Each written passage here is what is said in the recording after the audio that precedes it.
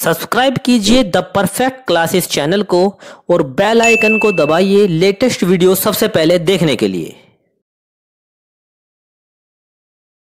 Hello student, आज मैं आपके साथ में शिक्षा निदेशालय द्वारा दी जाने वाली वर्कशीट नंबर 50 यानी वर्कशीट नंबर 50 जो है डिस्कस करने जा रहा हूँ। ये कक्षा 6 से 8वीं तक के विद्यार्थियों के लिए है। विद्यार्थी अपना नाम जो है यहाँ पर मेंशन करेंगे और कक्षा अध्यापक का नाम यहाँ पर लिखेंगे और ये दिनांक 1/9/2020 की वर्कशीट है। और आज की जो हमारी वर्कशीट है वो मैथ की वर्कशीट है, यानी इसका जो सब्जेक्ट है वो मैथ है। तो चलिए अपनी वर्कशीट को जो है डिस्कस करते हैं। हमारी कक्षा में 24 विद्यार्थी हैं, यानी एक कक्षा के अंदर 24 विद्यार्थी हैं। एक दिन अध्यापिका ने कहा कि सभी इस प्रकार पंक्तियां बनाओ कि हर पंक्ति में बराबर विद्यार्थी हों। हमने 6 विद्यार्थियों की 4 पंक्तियां बना ली। फिर एक विद्यार्थी ने कहा हम 4 विद्यार्थियों की 6 पंक्तियां भी तो बना सकते हैं। तो अध्यापक ने कहा हाँ, बहुत से तरीके हो सकते हैं। बारी बारी से तरीके सामने आए। तो यहाँ पर देखिए ये 24 विद्यार्थी हैं और यहाँ पर 3 पंक्ति बनी है, यानी कि एक पंक्ति में 8 हैं, पंक्ति हैं 3 और टोटल विद्यार्थी हैं 24। तो इस प्रकार से बराबर बराबर विद्यार्थी आ गए। तो जब बराबर बराबर विद्यार्थी का मतलब है ना तो कोई कम है ना कोई ज़्यादा, सभी पंक्ति में बराबर बराबर विद्यार्थी हैं। तो ये जो 8 और 3 है इनकी मल्टीप्लाई करने पर क्या आया है 24। तो ये जो 8 और 3 है 24 के क्या हैं गुणनखंड हैं। क्या है ये गुणनखंड है। तो आज की जो हमारी वर्कशीट है वो गुणनखंड के ऊपर है और हम सीखेंगे कि गुणनखंड जो है किस प्रकार से करते हैं। यदि हम एक ही पंक्ति बनाते हैं तो उसमें कितने विद्यार्थी होंगे 24 विद्यार्थी होंगे। और यदि हम 2 पंक्ति बनाएं, ठीक है, कितनी पंक्ति बनाए 2 पंक्ति, जैसे कि देखो यहाँ पर दिखाया गया है। यहाँ पर देखो यदि हम 2 पंक्ति बनाएं तो एक पंक्ति में कितने जने आएंगे 12 जने आ जाएंगे, ठीक है, और बराबर बराबर आ जाएंगे। तब भी कितने हो गए 24, यानी कि 2 पंक्ति हैं और एक पंक्ति में 12 जने हैं, कितने हो गए 24। बराबर बराबर है, ना कम ना ज़्यादा। तो यानी कि 2 और 12 24 के क्या हैं फैक्टर हैं। ठीक है, इस बात को देखो यहाँ पे इन्होंने अच्छे से समझा रखा है कि भाई देखो 24 विद्यार्थी हैं, एक पंक्ति में 12 हैं, 2 पंक्ति बनाई है।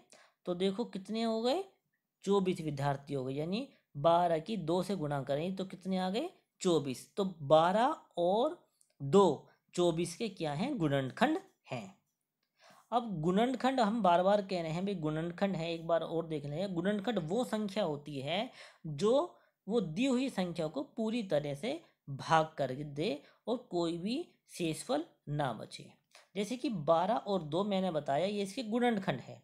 तो देखो यहाँ भाग करके दिखाया गया है। सबसे पहले 12 से भाग करके दिखाया है, 12 दूनी 24, पूरा का पूरा भाग हो गया, कोई भी शेषफल नहीं बचा। तो 12 और 2 गुणनखंड है।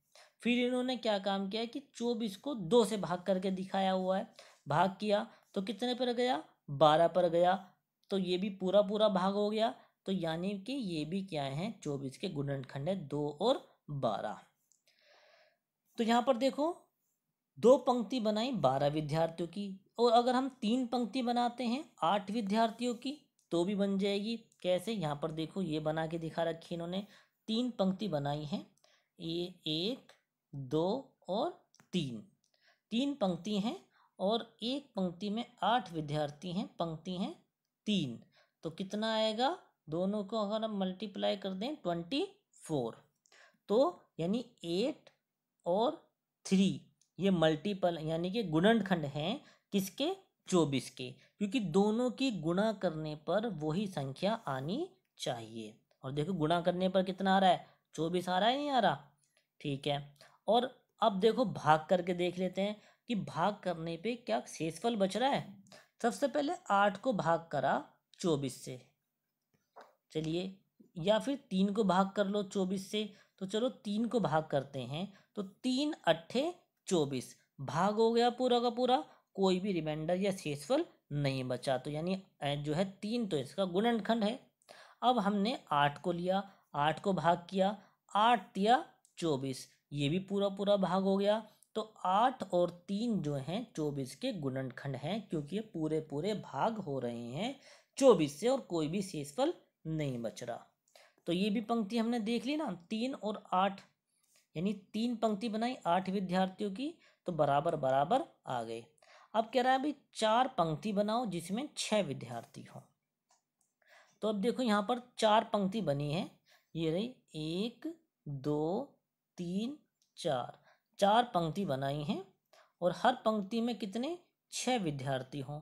मल्टीप्लाई कितना है इनका 24 आ रहा है ना, 24, क्योंकि टोटली 24 विद्यार्थी हैं, तो वही संख्या आनी चाहिए मल्टीप्लाई करके। तो 24 के कौन कौन से गुणनखंड है ये 4 और 6। भाई हम कैसे माने गुणनखंड है, तो चलो देख लेते हैं। तो 24 के कौन कौन से गुणनखंड है 6 और 4। कैसे पता लगा, क्योंकि यहाँ पर भाग करके हमने देखा।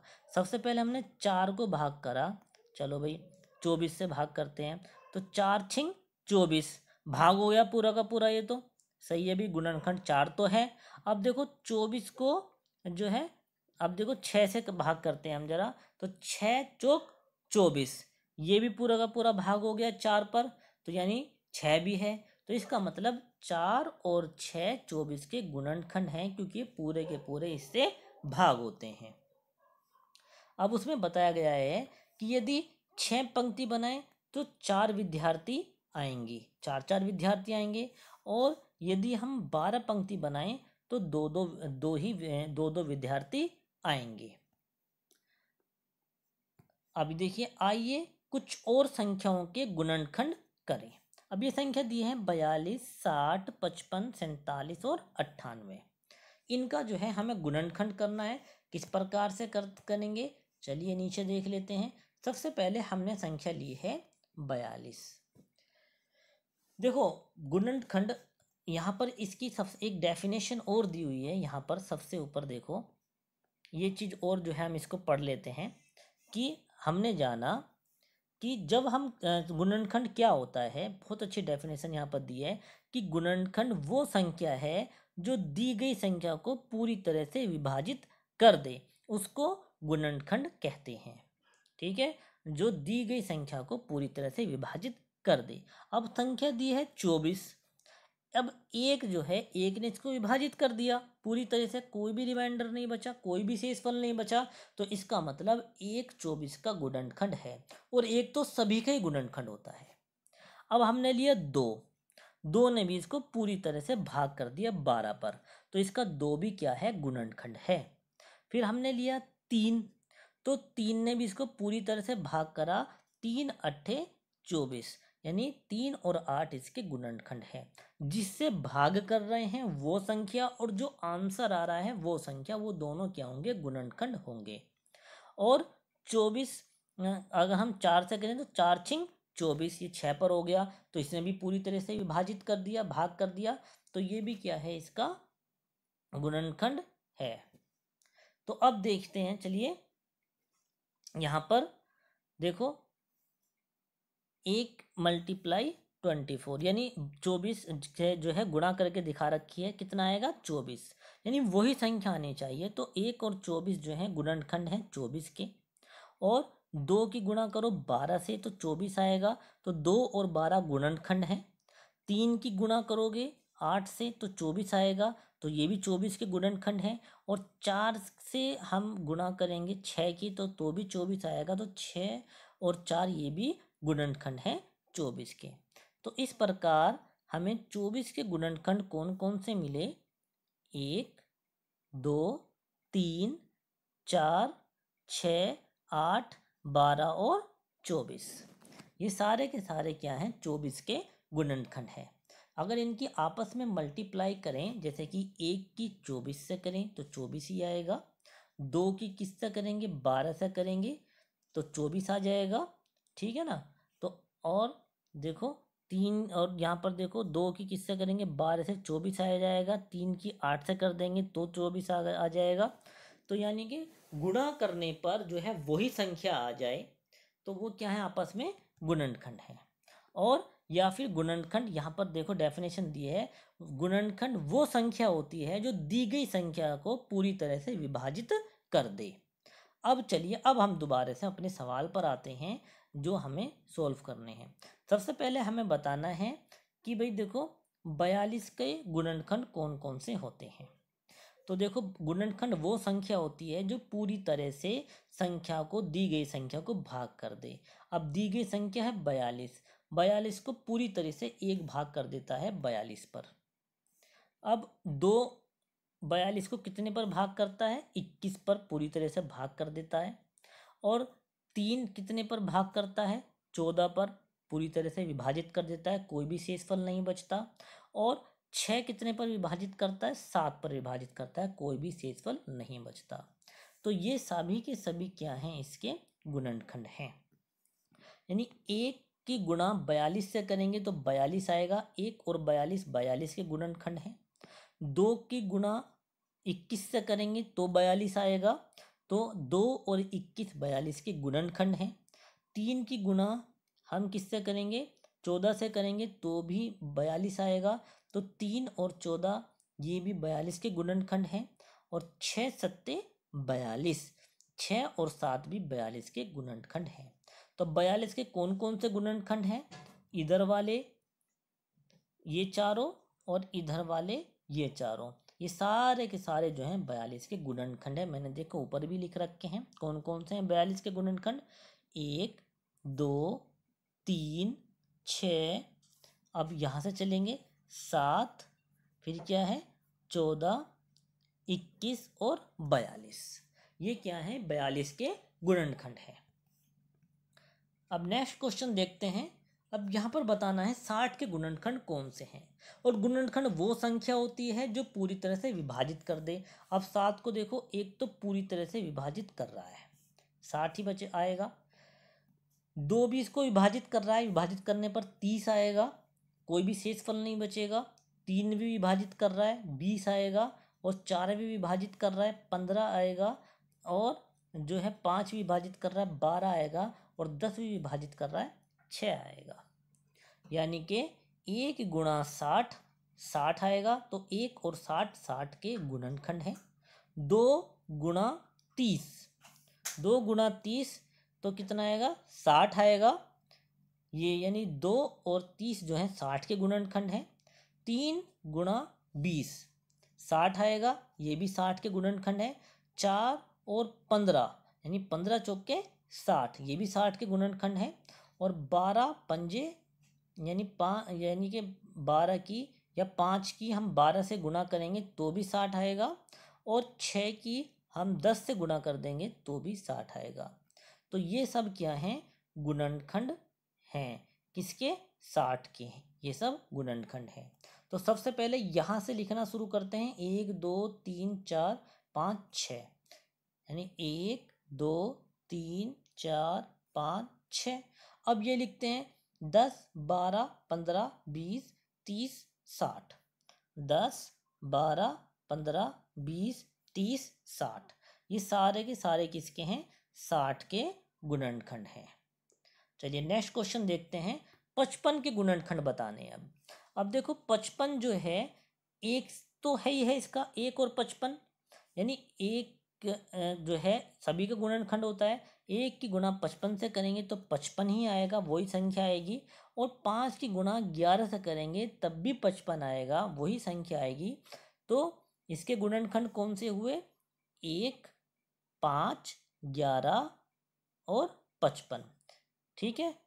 क्योंकि भाई देखो गुणनखंड वो संख्या होती है जो पूरी तरह से भाग कर दे। अब जैसे कि यहाँ पर 55 है, आपने किससे देखो 11 से, चलो 11 ले लो, 11 पंजे 55, पूरी तरह से भाग कर दिया, कुछ रिमाइंडर नहीं बचा, यहाँ पर कुछ नहीं बचा। तो 11 और 5 55 के क्या हैं, गुणनखंड हैं, 11 और 5, ठीक है। और 1 और 55 ये क्या है, 55 के क्या है, गुणनखंड हैं, ठीक है। अब नेक्स्ट क्वेश्चन पर आते हैं 47 के गुणनखंड। अभी देखो 47 तो किसी के भाग नहीं होता, किसी से भी एक से ही भाग होता है, तो इसके गुणनखंड तो सिर्फ दो ही हैं, 1 और 47। या तो 1 से भाग होगा या खुद 47 से ही भाग होगा। तो इसके गुणनखंड कौन से हैं? 1 और 47 इसके गुणनखंड हैं। अब 98 के देखते हैं भाई। 98 के जो गुणनखंड है 1 और 98, यानी 1 की 98 से गुणा करेंगे तो 98 ही आएगा, और 2 और 49 इनकी मल्टीप्लाई करेंगे तो 98 आएगा, ये इसका गुणनखंड है। 7 और 14 यानी 7 और 14 जो है ये भी 98 का गुणनखंड है। कैसे भाई? जैसे मान लीजिए 7 है, 7 को चलो 98 से भाग करके देखो, भाग हो रहा है नहीं हो रहा पूरा? 7 एकम 7, बचे कितने? 2, ऊपर से उतारा 8, और 7 चौक 28, पूरा कट गया 28। तो यानी कि 7 और 14 भी 98 के गुणनखंड हैं। 7 मल्टीप्लाई 14 ये भी क्या है? गुणनखंड है। तो इस प्रकार 98 के गुणनखंड कौन कौन से हुए? 1 2 7, 1 2 7 और 14 49 98। ठीक है, तो ये किसके हो गए? 98 के गुणनखंड हो गए। तो इस प्रकार जो है मैंने आपके साथ में मैथ की वर्कशीट जो है डिस्कस की है, और मैं आशा करता हूँ कि मेरी जो है वीडियो आपको पसंद आई होगी। अगर मेरी वीडियो जो है आपको पसंद आई है तो इसको जो है लाइक कीजिए, ज़्यादा से ज़्यादा शेयर कीजिए और मेरे चैनल को सब्सक्राइब कीजिए। धन्यवाद।